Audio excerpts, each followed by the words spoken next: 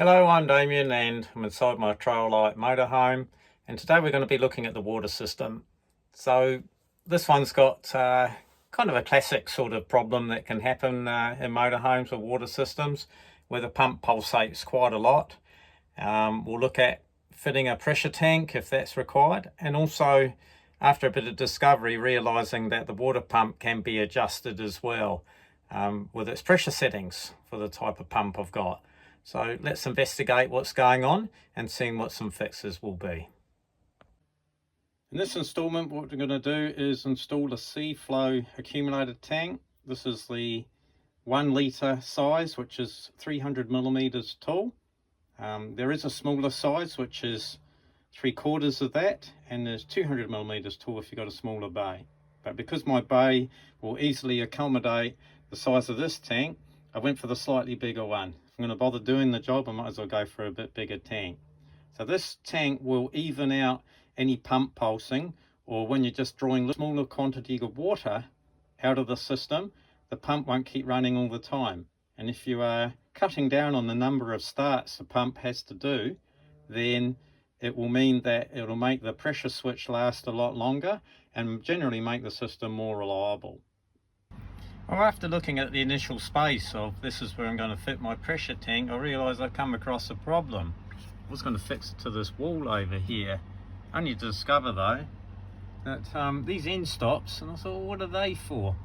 And what it is that to make up another bed in this lounge, this drawer actually pulls out. So Traillight very cleverly made this a sliding wall, so I can't fix to that.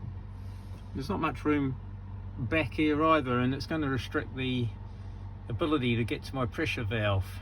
So what I'm now thinking is that I'm going to have to stand the tank up on a bracket in this area, this free area, which will be good to allow access to my valve and all the other stuff. But where to get a bracket from? Maybe I'll get a piece of wood and some angles and mount it from the floor. So it's now become a bit bigger job. After some more thought, I thought, what have I got in my workshop that I might be able to use as a bracket that's made of metal? And I've come up with this, which happens to be part of an old radio cassette player out of my old Honda. So anything like this that comes off a piece of machinery, and it might have been a floppy disk drive or an old CD drive or something like that, I'm thinking, it's got plenty of holes for mounting things, and it's very sturdy, and with all the bends in it, makes it quite structurally sound. So maybe I can adapt this to actually mount my pressure tank from. As luck would have it, this chassis seems to fit my pressure tank rather well actually. The dimensions look pretty good. So I think I'll be able to mount it in here, have my pipe work coming off there. I could pack it out with a little bit of rubber padding underneath, but as it is, it's only designed to mount by these 2 feet at the top, so I think I'm going to do quite well out of this. So let's see how this fits in. Just looking at these tap adapters from John Guest. So this is a NPT fitting from USA, and the John Guest is a British standard pipe fitting, or BSP, from the UK. Now this does screw on quite nicely, even though the threads are a little bit incompatible.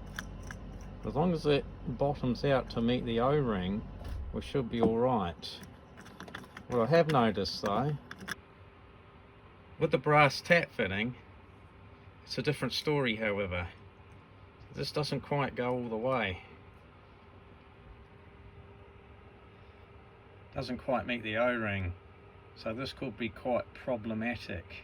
Fitting up these John Guest fittings to the pressure tank, this inlet's tapered inside, but this was too long, the plastic. So what I've done is got a step drill, which is like a conical drill that goes up in size every time through, and I've sort of reamed this a little bit and then sort of finished it off with a knife, just so that when this sits in here, it goes fully up to the washer. Whereas before it wouldn't go all the way in. So the washer is the bit that's going to seal this in place, and I'll use a little bit of thread tape on the threads here to help create a nice tight fit onto this thread. even though one's BSP and one's NPT, it seems like it threads on okay. So that's what I'll do there. The same for the other end. The other end I got a straight through fitting. Again, I got a step drill and just sort of reamed out, just get that plastic a little bit closer to that washer. So when it threads on all the way up. Okay, a couple of turns of thread seal tape on there. Always wrap it round clockwise when looking into the pipe, so that when you do up the fitting, it doesn't bunch up. So just a couple of turns and then we'll put the fitting on, just like this one has been put on the other end. After securing the tank with the spring washers and doing up the nuts, don't have to be terribly tight because they are rubber mounts on the feet. I will use these bottom rubber mounts from a chassis and set those up inside here and put that in the right position, and then secure the chassis to these rubber blocks. Realizing there's a drain valve already fitted, I've decided to put a blank on the end of my pressure tank. So therefore I've used a NPT or a 1/2 inch NPT fitting from AliExpress. So I put the silicone insert that came with it inside to blank off the end, put the fitting on the end with some thread tape just to make sure it's well sealed up. Now for the potentially wet part. So I've set up a little food container with a sponge so that I can sponge over into this bucket, and also there's a little drain valve, that little yellow one. I've opened that and the water is now pouring out underneath the motorhome, and I've opened all the taps to drain the lines. Also this hot water tank here also is draining out as well. It's interesting here that Trail Light haven't used the recommended inserts that go inside these pipes. So I have bought some inserts, so I'm going to use them. And from this junction where I've pulled out these fittings, these elbows, I'm now going to form a T-junction so that I can run a line off to my pressure tank. These are the inserts I'm talking about, which have O-rings on them. You can get non-O-ring versions, but they were the same cost at $1 each, or $1 New Zealand each. So I'm opting to use these, which fits inside the pipe so that it doesn't collapse and ensures that there's a good seal inside the fitting.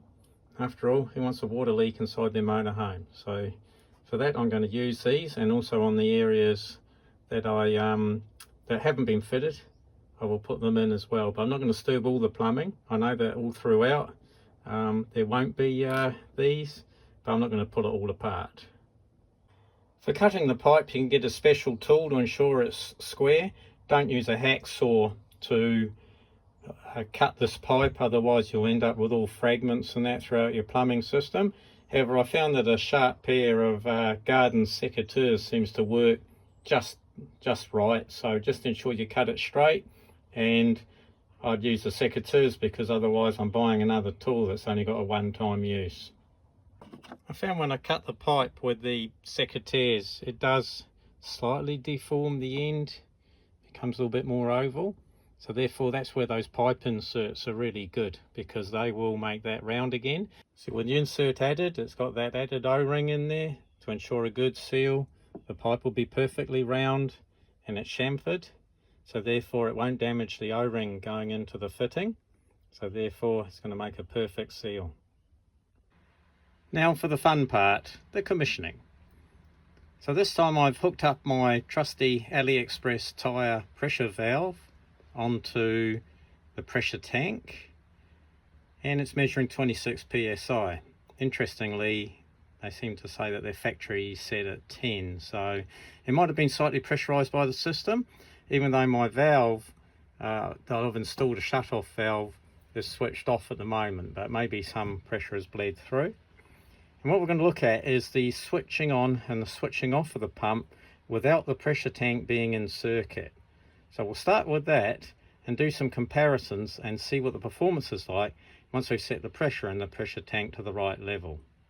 So with the water pump on, what we're going to do is just put some water into this measuring jug until the pump starts up again and see how much there is. So this is looking at the switching on and switching off of the pump and how much water that takes it before it switches back on again. So the system's pumped up now at working pressure. Just bleed a little bit of water away.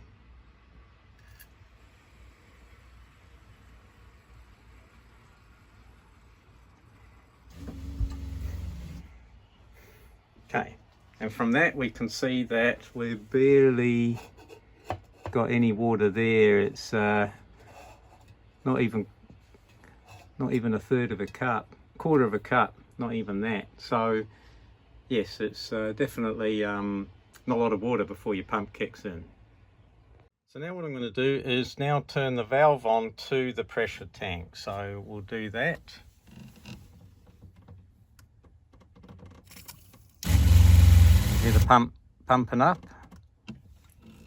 Now with the pressure tank in circuit, we're going to repeat the test and see how much water before it kicks in again.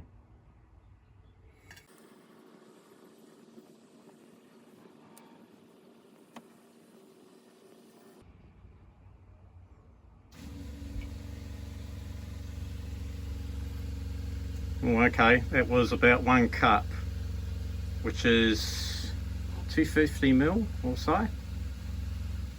So that's quite a big difference. So in this test, what I'm going to do is work out where the cut in and cut out pressures are on the pressure switch of the pump. So I've now turned the pump on, and I'm just going to operate this relief valve here, which drains water down out of the hot water tank rather than having to go and turn the tap on. And I'm just going to draw off the pressure until the pump starts and get the reading. So we'll just slowly drop the pressure.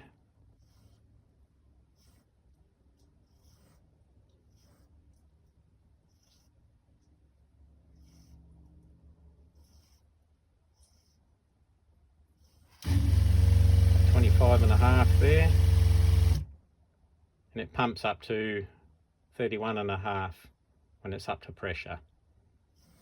Just repeat the test to see that it's repeatable.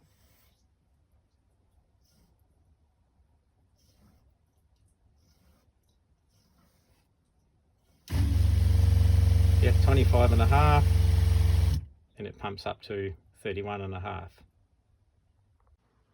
So now I've commissioned the pump. I'm now going to set it to its ideal pressure. So according to the instructions here, I need to set it to around about 3 psi lower than the switch cut-in pressure. The way these things work is there is a bladder inside here that's pumped up with air pressure to fill the reservoir. The thing is that if we put too much air pressure into here, then the pump won't be able to squeeze that bladder up. So therefore it cannot gain volume inside the tank. So really speaking, it's not even worth having the tank there. Likewise, if we set the pressure too low, the thing is that when the switch cuts back in, the bladder hasn't really expanded very much to take up volume inside the tank. So the tank isn't acting as a reservoir. We need to make that bladder work in its best possible range to fill up the tank whenever system pressure comes up with the pump until it cuts off, but to empty the tank down until the pressure switch cuts in again. So from the manual, it stated that the pressure in the tank needed to be 3 psi lower than the pump cut-in pressure. So on this system, the cut-in was at 25.5, so I need to set the pressure in the accumulator to 22.5. So I'll just open the valve on the hot water tank just to drain it a little bit, drain the system out, and I've turned the power to the pump off so that it won't cut in. So we'll just relieve the pressure now.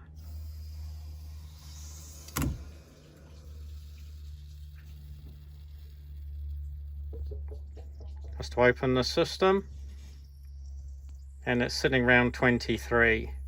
So that's pretty close to where we want to be. So what I'll do though is I can just relieve a little bit out of the tank just by pressing the valve on the side of the gun here. Just the smallest amount, and that's sitting at 22. So I'll leave it there and see what that's like. It's a minuscule amount of air that these things hold. If I need to put air back in, I could hook this up to the air compressor. but also I could just use something like this foot pump or something like that to connect up to the valve and just give it a squirt. A bicycle pump will also do the same. So if you don't have access to a digital gauge like that, just use a little foot pump or a bicycle pump, and then just sort of have a go with the measuring jug. So we'll just see what the measuring jug test does with this amount of pressure in the bladder. So let's fill the measuring jug and see how far it gets this time.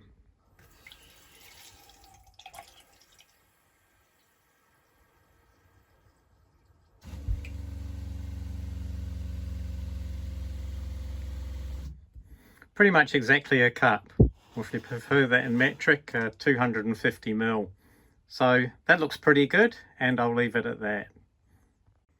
Okay, happy with that performance. I'm now going to adjust the bypass on the pump, which is a little 2mm Allen screw in this little diaphragm adjustment just to the side on the pump. The main screw is the delivery pressure, which is next to the pressure switch, so don't need to adjust that one. We're retaining 34 psi, so I'm fine with that. But this one here, what this does is that helps stopping the pump from chattering away when you're drawing very low flows. Now, installing the pressure tank helps with that anyway, but what we'll do is just adjust this to stop that little bit of chatter as the pump is getting up to pressure. The bypass effectively is connecting the output of the pump to the input, so when the flow drops right off, it creates a recirculating path, like a spill line path coming back. But obviously this just needs a little bit of tightening up just to stop that chattering. So let's just relieve a little bit of water and see what happens down the bottom end.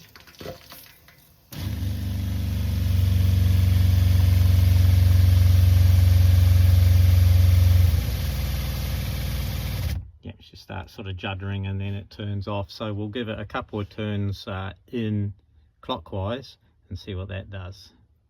Okay, after a couple more half turns, I think we're close to there. We'll just drain down a little bit. Okay, and the pump now cuts off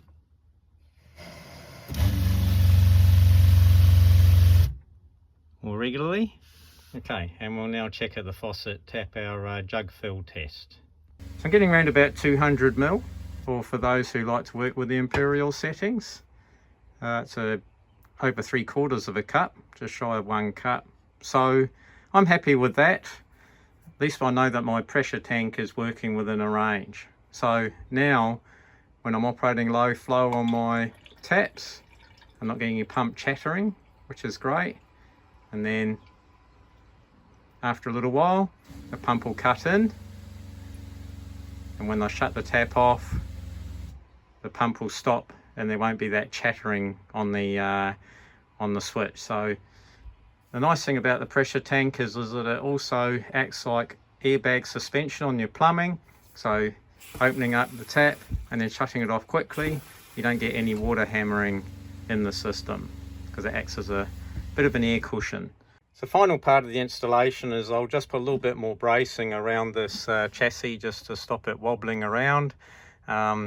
Being on the road, of course, we don't want it to be moving, but it is on a rubber cushion, so it will allow it to flex a little bit, but we don't want it to be bashing against the side here. So I'm just going to put in a brace just down to the bottom just to hold it back and let the rubber cushion sort of act as a little bit of suspension for it.